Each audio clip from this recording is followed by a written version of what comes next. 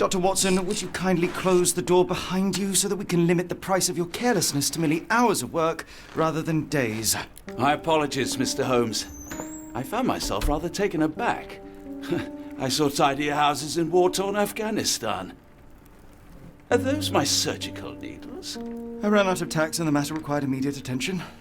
Was that my supper? Plainly not, for I was the one who ate it. I set it aside for this evening. And for that I am grateful.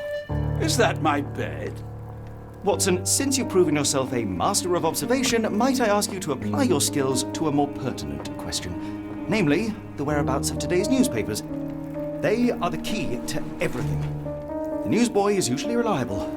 Medically speaking, I often find that the key to everything is good sleep. In a bed. Your papers are here, on the table. Let us see what the postman brought today.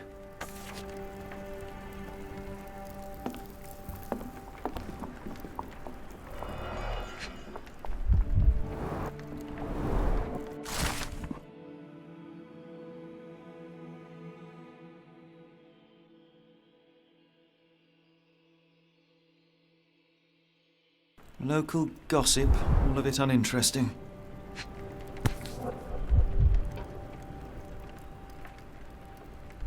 Your order from Barnes' bookshop has arrived, Doctor. Barnes insists on delivering the books to our door, even though we could easily walk to his shop. That's good service. Another letter from Werner. I never reply, but they keep coming.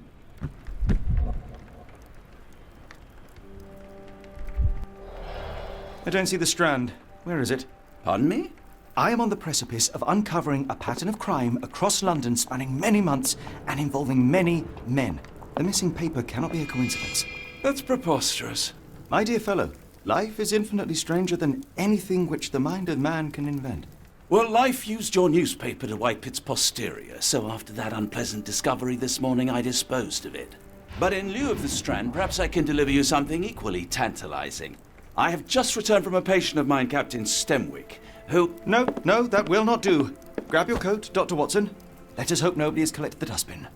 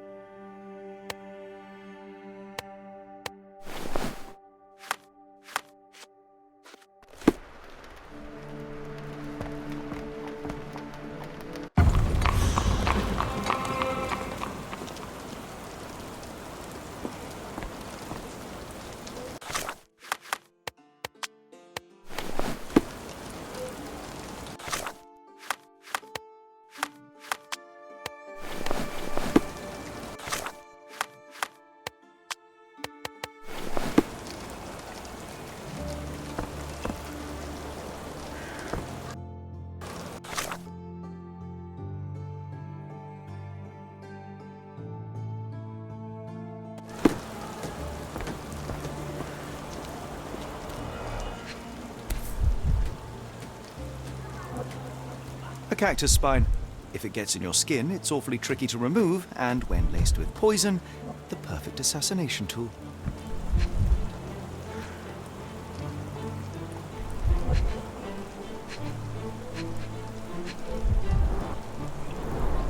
You were mistaken, Dr. Watson. The paper was indeed dirtied, but not how you implied.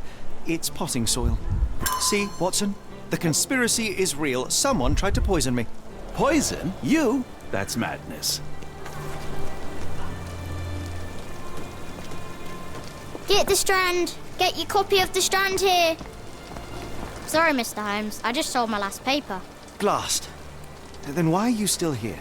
Boss pays by the hour. No sense in returning early. Any breaking news today? The dock accident. It's the talk of the town. Yes. Besides the tripe on the front page, anything about burglaries? I'm not sure, sir. You're a bright child. I presume you see everything that goes on around here? Nothing gets past me, mister. Then tell me, did you notice anyone suspicious at my door this morning? Like the man with your newspaper? Precisely. What do you know? I know the value of a shilling. Dr. Watson? Sure, now I can take the day off. Can you describe the man you saw? He was carrying a lot of books. Up to his chin they were. Never heard of a well-read assassin. Looks can deceive. Hence the appeal of disguises. Which way did he go? Not sure. I was distracted by customers. Sorry. Did you see what he was up to? Nah, not really. I saw him approaching your house, but I had a customer. Then there's a loud bang. I ducked down. Not because I was scared, because I wasn't. I had to protect the merchandise. And all I could see was him kneeling at your door. All right. You earned your shilling. That'll be all. Thanks, Mr. Holmes. Maybe I could be your eyes and ears, if you have more shillings.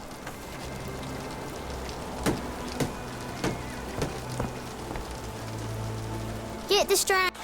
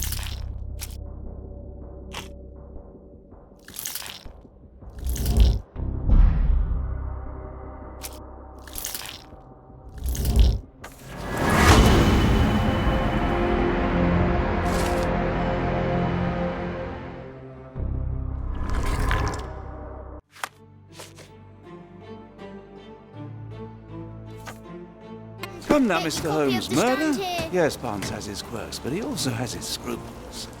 Not every pawn knows it's part of a game. Get the Strand. Get your copy of the...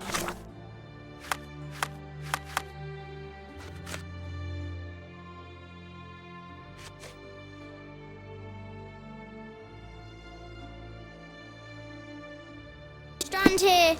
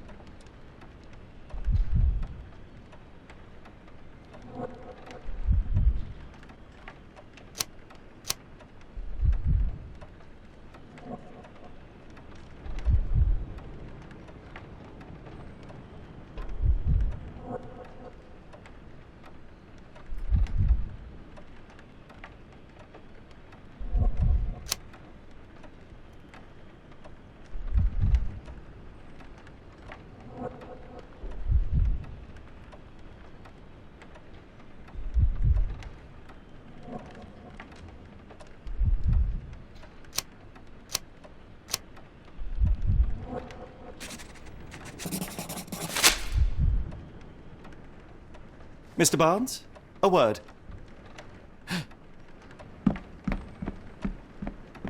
Ah, for goodness sake.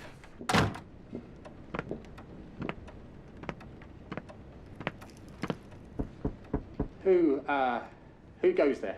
Sherlock Holmes. Now will you please... Mr. Holmes. Golly, I did not see you come in. Would you care to answer some questions for me? Well, I wish I could, but I am deep in the weeds with work. How about we reschedule in a month or two? Come now, Mr. Barnes. It will only take a moment. Really deep in the weeds with important things.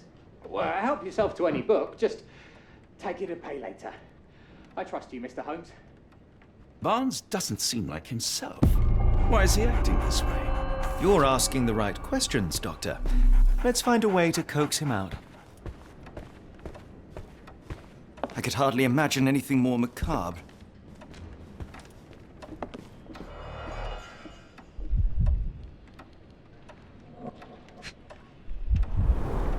Basics of cryptoanalysis, cryptography in Egypt. It appears Barnes has an interesting hobby.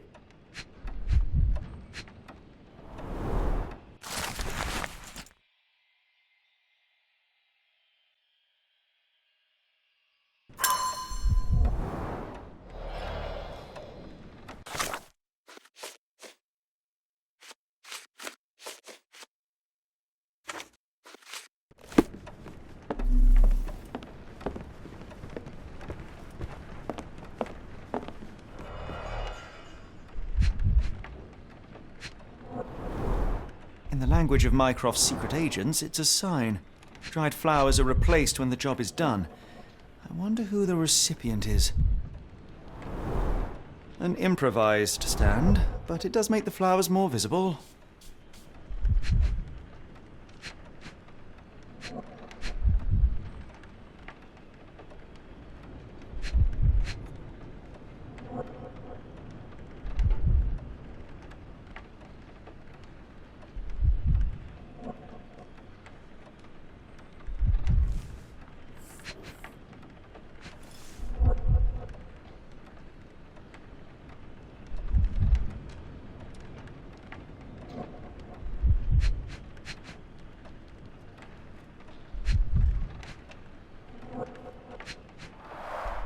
Finest view London has to offer.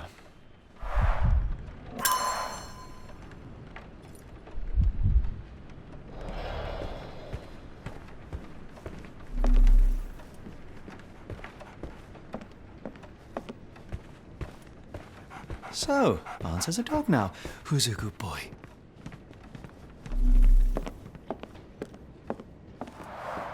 The ladder is broken, recently, judging by the freshness of the wood.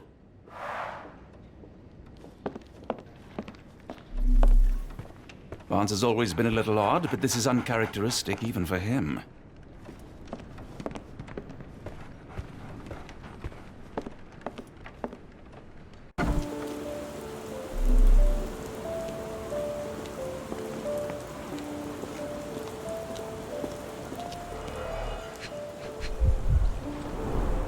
Encouraging people to stop and smell the roses?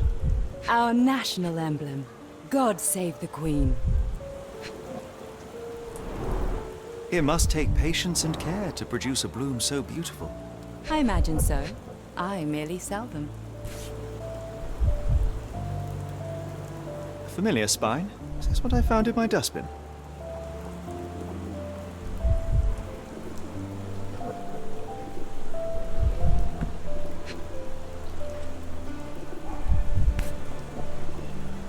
Familiar spine? Is this what I found in my dustbin? The pot is damaged.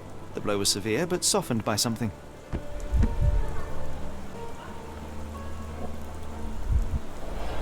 Anything tickle your fancy, Mr. Holmes?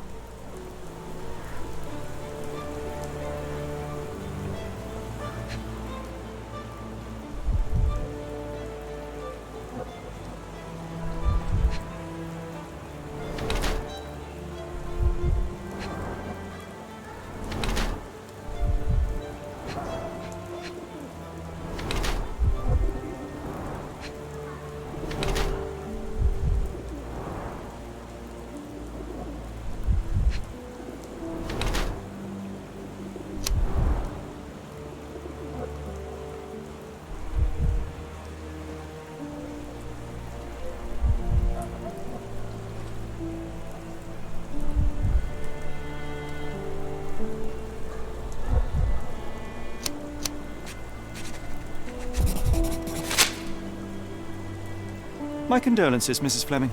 Mr. Holmes? Your husband's death. You're clearly still in mourning. Oh, no. I loved him more than anything, of course, but that was some time ago now. Life goes on. A lesson we all learn, one way or another.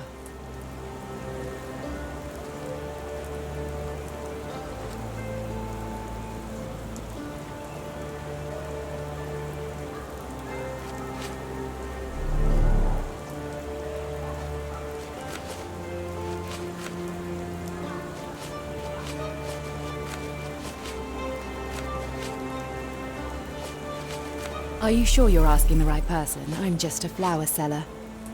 I don't know anything about this, sorry. I'm afraid I can't help with that, Mr. Holmes. I don't know anything about this, sorry. I don't know anything about this, sorry.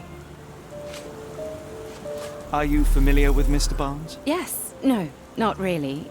Well, in a way. What on earth does that mean?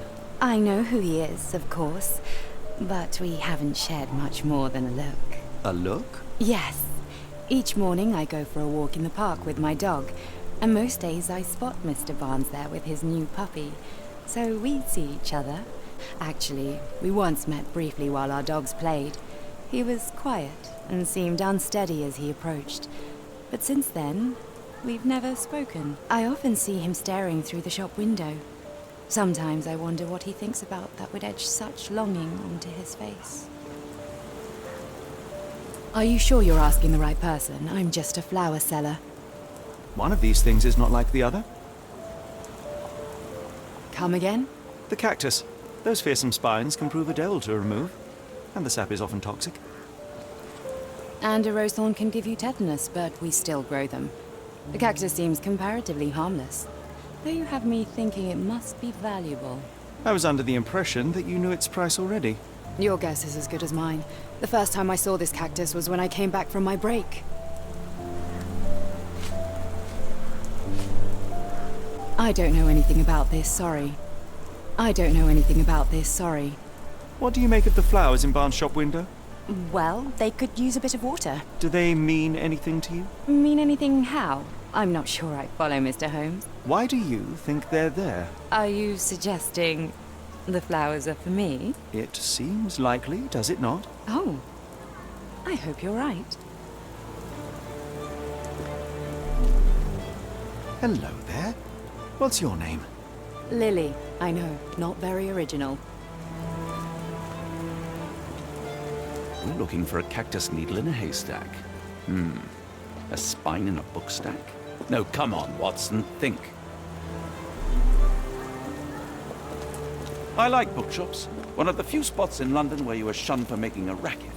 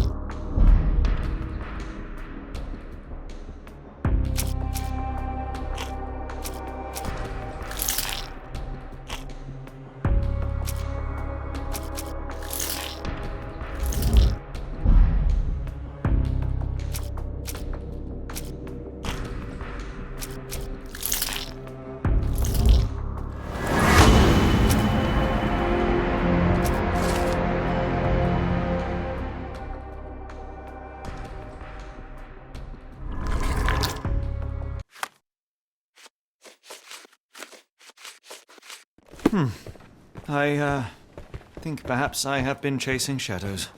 Do not despair, Mr. Holmes. Even the best of us make mistakes. We better tell Mr. Barnes what we've learned. Mr. Barnes, I know what you did, and I know why you did it. I'm sorry, Mr. Holmes. I can't hear you very well from behind the door. I couldn't read this morning's edition of The Strand because it was covered in soil and spines. I know you dropped a cactus on it and then fled. You ordered a cactus from the plant catalogue and then left it for Mrs. Fleming as a gift. You place flowers in the window to get her attention and wear high heels to appear taller and more desirable. You are her secret admirer. Barnes, it's Dr. Watson. Rest assured we are not interested in disclosing your personal affairs to anyone, including Mrs. Fleming. Please come out. All right, then.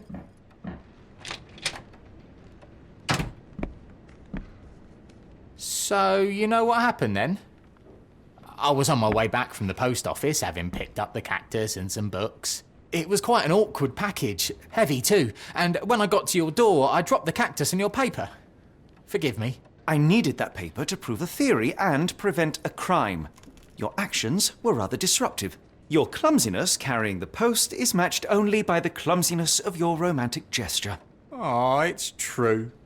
I am useless with this sort of thing. I'm not even sure if Mrs. Fleming noticed.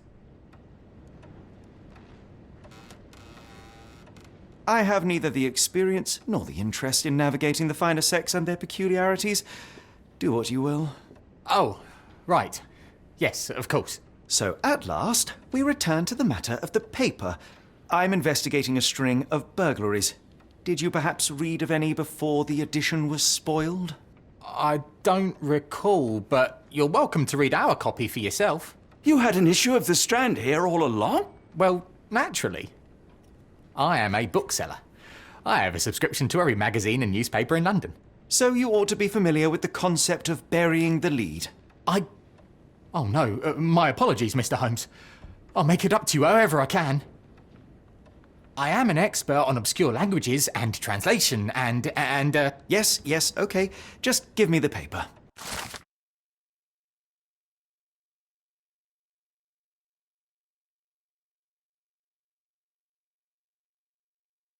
Come, Dr. Watson.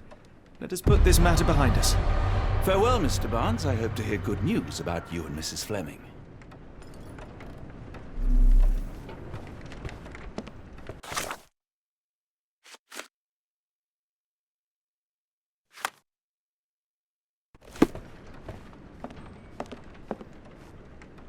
Well, that was an utter waste of time.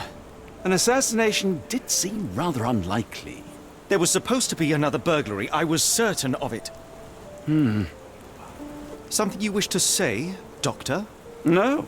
Well, only that you have a remarkable faculty for deduction and pattern recognition, and that perhaps, if ill applied... I see things that are not there. Yes. It is London. There will always be burglaries. Doesn't have to mean anything. So it seems. Forgive me.